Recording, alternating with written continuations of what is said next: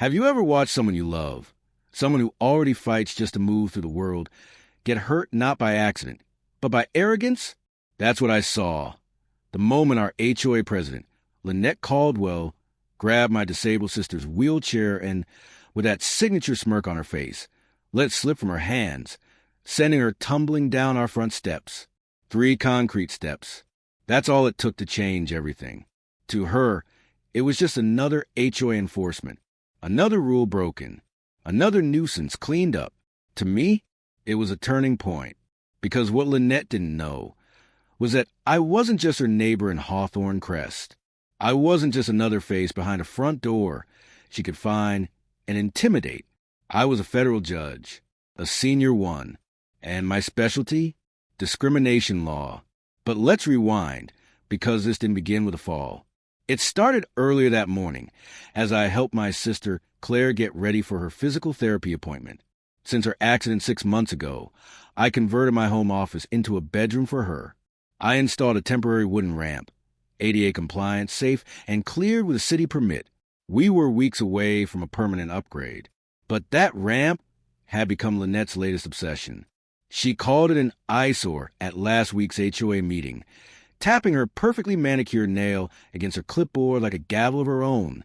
It diminishes our curb appeal, she said, and it must be removed immediately. No exceptions. I tried to explain. I even showed her the building permits, the contractor's timeline, a letter from Claire's doctor. But Lynette, she wasn't moved.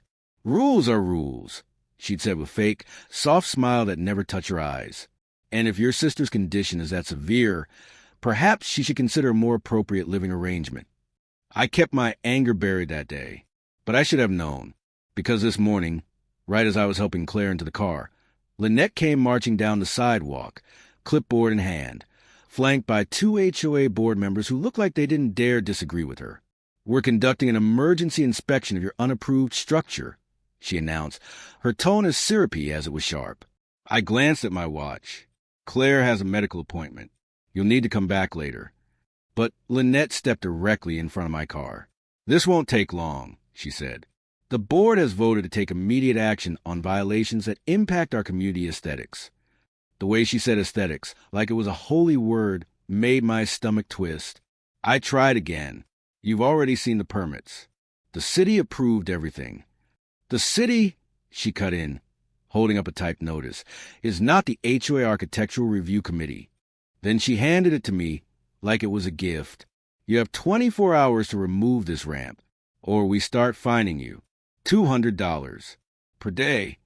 Claire touched my arm gently. "James, we're going to be late." I nodded and forced myself to breathe. "We'll talk about this when I get back, Lynette." "There's nothing to talk about," she said, eyes flashing. "The ramp comes down. Consider this a lesson in following proper procedures."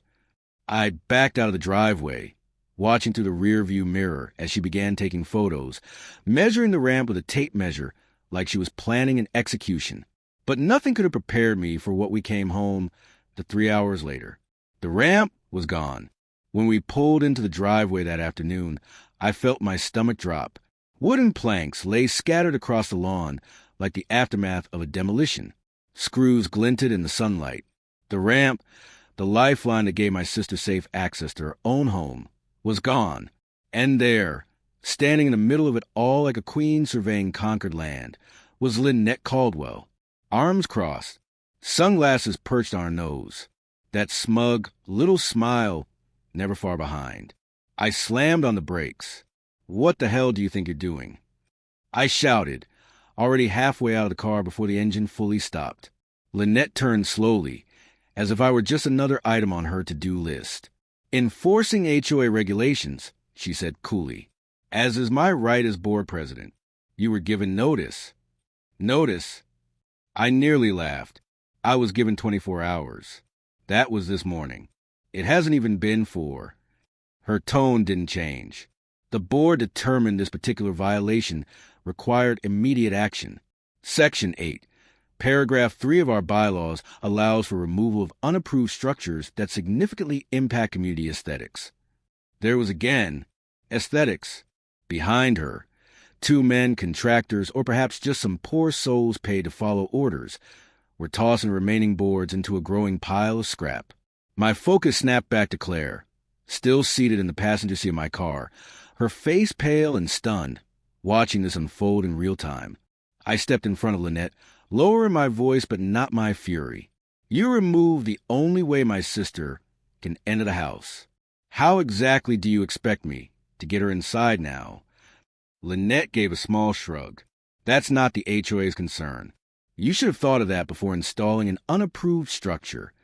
Neighbors have begun to gather, some watching from porches, others creeping closer to the edge of their lawns. A few looked uncomfortable, but no one said a word. No one intervened. I need to get Claire inside, I said through clenched teeth. Well, Lynette replied, glancing at her diamond-encrusted watch. My work here is done. Consider this a lesson in following proper channels. She turned to leave, but I wasn't finished. Lynette, I called after her, you can't leave us like this. How is Claire supposed to get up 6 concrete steps with no ramp? She sighed dramatically, spinning around as if we were the ones being unreasonable. I suppose we could help just this once. She turned to the 2 workers who had just dismantled the ramp. Assist them, please. What happened next still makes my blood boil. Instead of helping gently, instead of showing even an ounce of care, Lynette grew impatient. This is taking too long, she snapped. Then she shoved past them and grabbed the handles of Claire's wheelchair herself. Just lift her, she said. It's not that complicated. Claire gripped her armrests, fear flashing across her face. Please be careful, she whispered. But Lynette wasn't listening. She tilted the chair back, clumsily navigating the first step with no balance, no support, no understanding of how to handle mobility equipment. I stepped forward, my instincts screaming, but I was too late. She lost her grip. The wheelchair jerked sideways, the weight tipping back. Time slowed. Claire's voice cut the air, sharp, frightened. And then she fell. The chair crashed down the steps, metal clanging against concrete. Claire hit the ground hard, landing in a twisted sprawl beneath the sideways wheelchair. I ran, heart pounding, knees weak, mind racing. Claire, you okay? She was crying. Her arm was pinned beneath the chair, already beginning to bruise. Her ribs heaved as she tried to catch her breath. And Lynette? She stood at the top of the steps, adjusting her blazer, looking more annoyed than concerned. Well, she said, brushing off her hands, that was unfortunate. I couldn't believe what I was hearing. My sister lay on the concrete, bruised and shaking, her wheelchair toppled beside her, and all Lynette Caldwell could say was, well, that was unfortunate, as if she'd spilled her latte, not sent a disabled woman tumbling down a flight of steps. This is exactly why unapproved mobility devices are a liability issue, she added, shaking her head in mock disappointment. I stared at her, stunned, my jaw clenched so tightly I thought I might break a tooth. You just pushed my sister down the stairs, I said, my voice low but crackling with disbelief. And you're talking about liability? She didn't flinch. Claire whimpered as I knelt beside her, gently helping her upright. Her right arm was already swelling. She winced as I checked it, and tears streaked down her face, not just from pain, but from humiliation, from being treated like furniture, from being made to feel like less. I think we need to go back to the hospital, I whispered, forcing my voice to stay calm. Lynette had already begun backing away. I didn't push anyone, she called over her shoulder. She fell because that wheelchair isn't suitable for stairs. Which, by the way, proves my point about needing proper accommodations, ones approved by the HOA. The audacity of it stunned me into silence. Just then, I felt a gentle hand on my shoulder. It was Mrs. Maria Alvarez, our neighbor from 2 doors down. She had seen everything. I saw what happened, she said, her voice quiet but firm. That was no accident. That was negligence, maybe worse. I nodded, still focused on Claire. Can you help me get her back into the car? Mrs. Alvarez didn't hesitate. Together, we lifted Claire and gently eased her back into the passenger seat. As I fastened her seatbelt, she turned to me, her voice barely a whisper. It's not your fault. she said, reading the guilt in my eyes. You couldn't have known that she'd do something so reckless. But deep down, I wondered if I should have known. If I'd ignored too many warning signs. If I'd given Lynette too much benefit of the doubt. As I rounded the car to the driver's side, I turned once more to face her. Lynette was already walking off with her clipboard tucked under her arm and her minions following in lockstep. This isn't over, I called after her. She didn't look back. But I heard her voice, carried on the breeze, smug and certain. Actually, it is. And if you reinstall that RAM without HOA approval, the fines will double. I stood there, frozen for a moment. Then I got in the car, shut the door, and drove my sister back to the emergency room. This time, not just as her brother, but as a man who had seen enough. The hospital lights were sterile, humming quietly above us, but my thoughts roared like thunder. Claire sat beside me on the examination table, her arm wrapped in ice, a faint bruise blooming across her ribs like storm clouds gathering on fragile skin. The ER doctor's face turned grim as I recounted what had happened. She removed a wheelchair ramp from your property? He asked, his voice measured. And your sister fell downstairs because of it? She pushed the wheelchair. I said quietly, because she was impatient. He looked at me, hard. That's not just irresponsible. That's a potential ADA violation, possibly assault. Have you considered legal action? I didn't answer immediately. Instead, I glanced at Claire, who was watching me closely with eyes that knew me too well. You couldn't have known she'd do something like that, she whispered again. But I could feel in my gut, gnawing guilt, the kind you get when you let someone dangerous stay in power too long, all because you thought keeping your life compartmentalized was the right thing to do. For years, I'd separated my profession from my home life. I was just James, the quiet guy in the corner house, a private person, a helpful neighbor. No one in Hawthorne Crest knew what I did for a living. But Lynette Caldwell had just crossed a line, and I was done being quiet. That night, when we got home, something had shifted. Word had already begun to spread. I could feel it in the air. Neighbors lingered in their yards, eyes filled with concern and something else.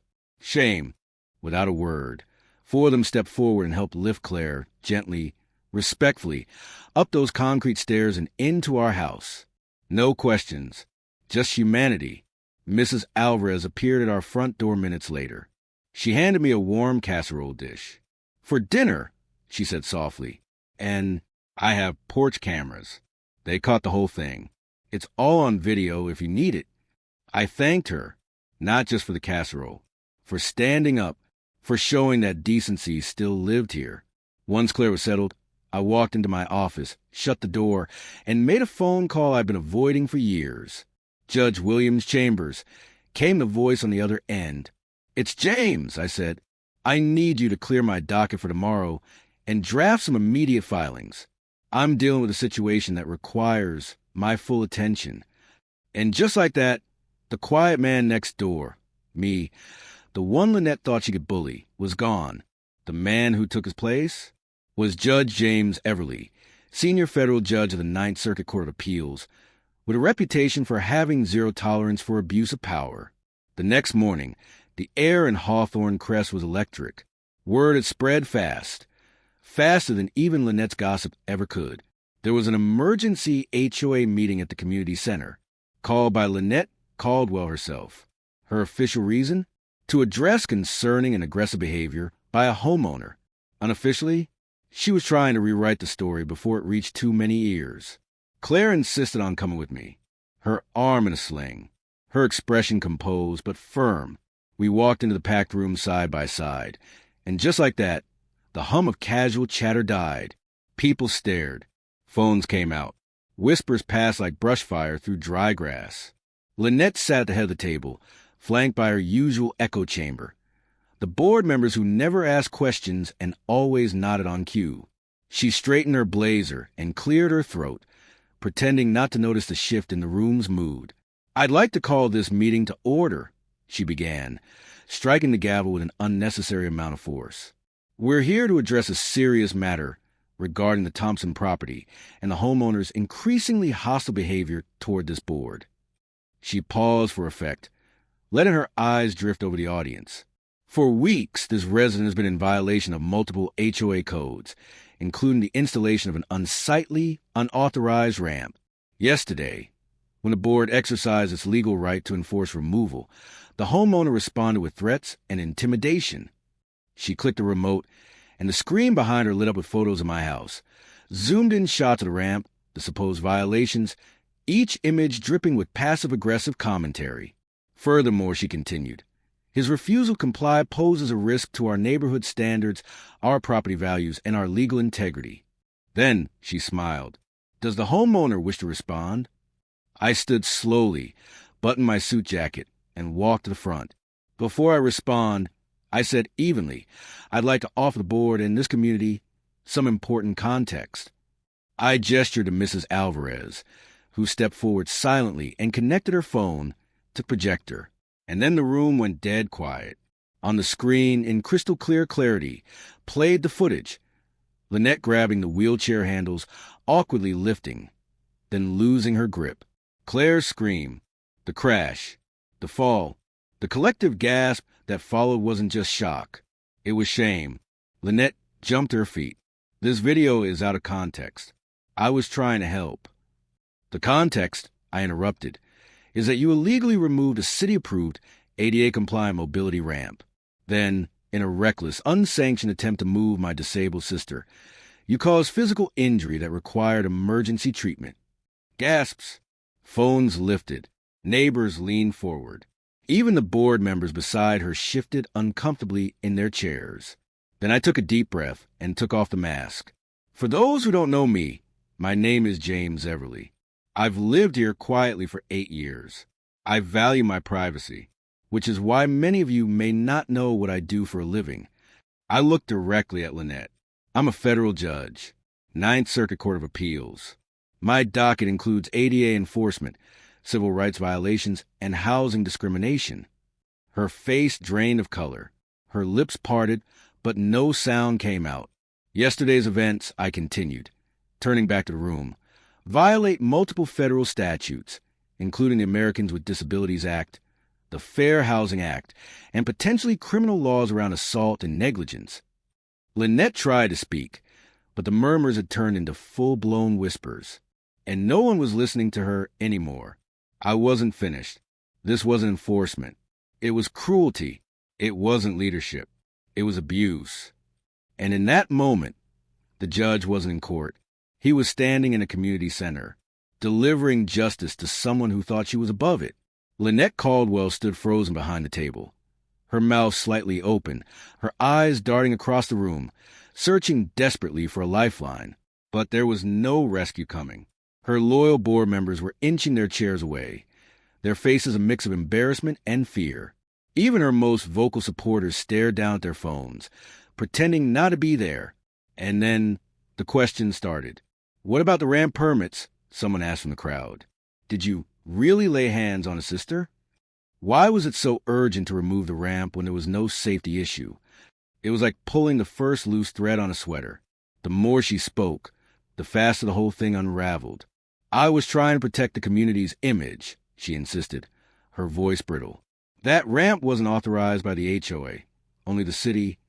You mean the government? Someone called out. The government that enforces accessibility laws? Those rules were created for a reason, she barked, her composure cracking like thin glass. I was doing my job. No, you were on a power trip, said Mr. Jensen from across the room, the elderly vet with the oxygen tank. You fined me last month for my flag being an inch too high. Maybe the board should look into you. Gasps, nods, then a slow ripple of clapping, not loud, not triumphant, but inevitable. Lynette's eyes locked on me. You think you've won, she hissed. This is my neighborhood. No, I said calmly. This is our neighborhood, and your reign is over. The vote happened moments later. Unanimous. Lynette Caldwell was removed as president of the HOA, effective immediately. She tried to argue procedure, but even the board had turned on her.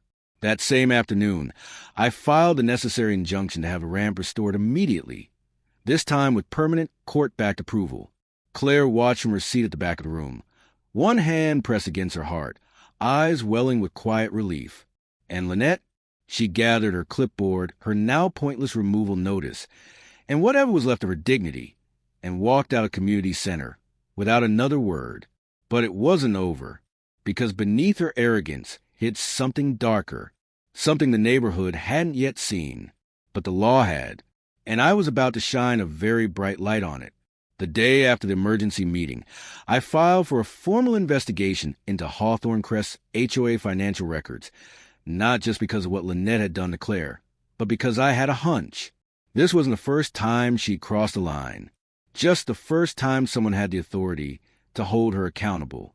Within a week, the audit began, conducted not by volunteers or community members, but by a certified federal forensic accounting team. I made sure of that. No more clipboard cover-ups. No more vanishing budgets or vaguely worded administrative costs. And what they uncovered, it was staggering. Tens of thousands of dollars marked for community landscaping had instead been funneled to a private landscaping business owned by Lynette's cousin. Security camera upgrades, triple the market price, purchased from a company registered to her sister-in-law's husband. Community maintenance fees, diverted, reclassified, disguised as consulting, invoices that led straight to a personal slush fund. Over $120,000. Gone. While she walked around policing mailbox heights and wind chimes, Lynette had been bleeding the neighborhood dry, hiding behind the rules while padding her accounts. I issued a formal complaint to the U.S. Attorney's Office, and the response came swiftly.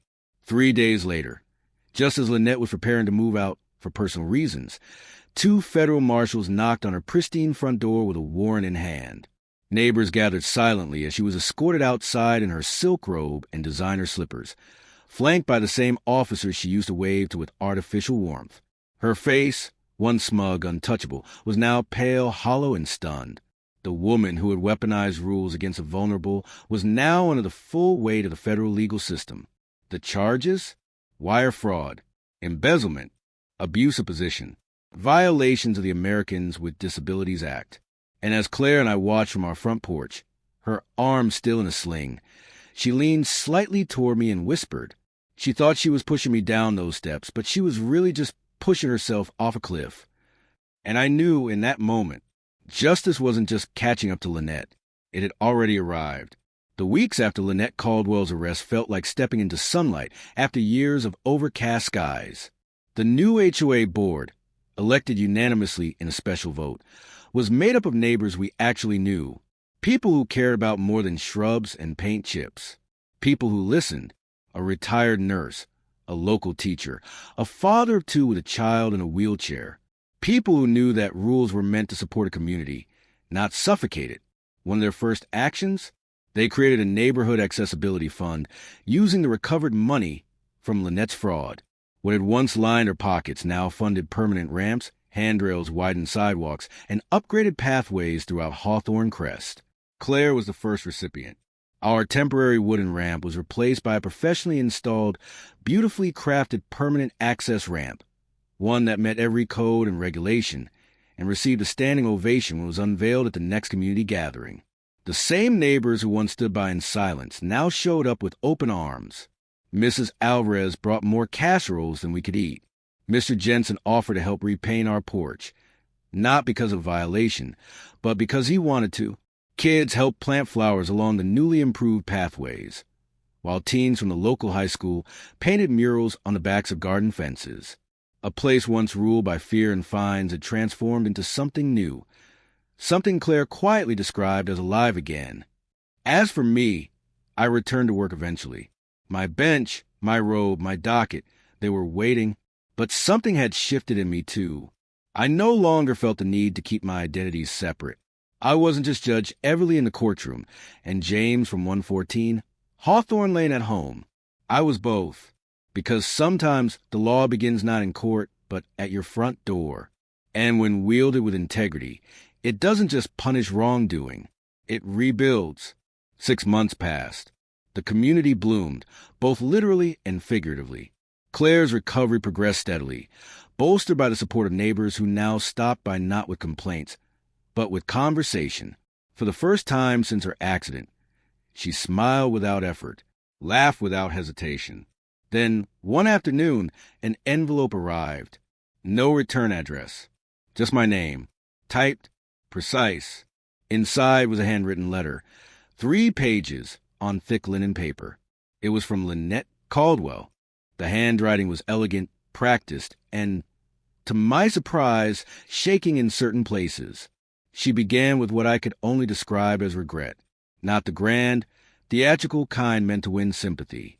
No, it was quieter than that. The kind of regret that comes when the silence finally sets in. I never understood the damage I was causing, she wrote. I believed in order, in systems, but I lost sight of compassion. I thought rules made communities better, but rules without humanity aren't justice. They're just cruelty. She didn't ask for forgiveness. She didn't pretend to be a victim. She acknowledged everything. The fraud, the bias, the power she clung to like armor. She even admitted, though carefully worded, that what she did declare wasn't just a mistake. It was a failure of character. I thought I was pushing back against a problem, she wrote, but in reality, I was pushing down a person. That line hit me, because that's what unchecked power does. It convinces people that the ones they hurt are obstacles, not humans. Lynette's sentence was finalized shortly after. 2 years in federal prison. Fine she would be repaying for the next decade, and a permanent injunction that barred her from ever serving on any HOA board again. I didn't write her back, not because I hated her, but because this story was never about her redemption. It was about something bigger. It was about a neighborhood that refused to stay broken, and a sister who refused to be invisible. There's a photo on my desk now. It's not of a courtroom, not me in my robe, or behind the bench. It's of Claire, smiling under a blanket of autumn sunlight, seated in her wheelchair at the top of her new ramp. She's surrounded by kids from the neighborhood, each of them holding a pot of flowers, their faces lit up with laughter. In the background, the newly planted community garden stretches toward the street, a place that once symbolized exclusion now overflowing with life. Next to the photo sits a small item, a miniature wooden gavel. It was a gift from Claire. She gave it to me with a knowing smile and said, "Not all verdicts happen in court, James." She was right, because what happened on our front steps that day wasn't just about a ramp, or rules, or even justice. It was about visibility. It was about saying, we belong here. We have value. We have voice. For 5 years, I thought being quiet was the best way to protect peace. But I've learned that silence in the face of cruelty doesn't preserve peace. It just delays the storm. And sometimes the storm needs to come.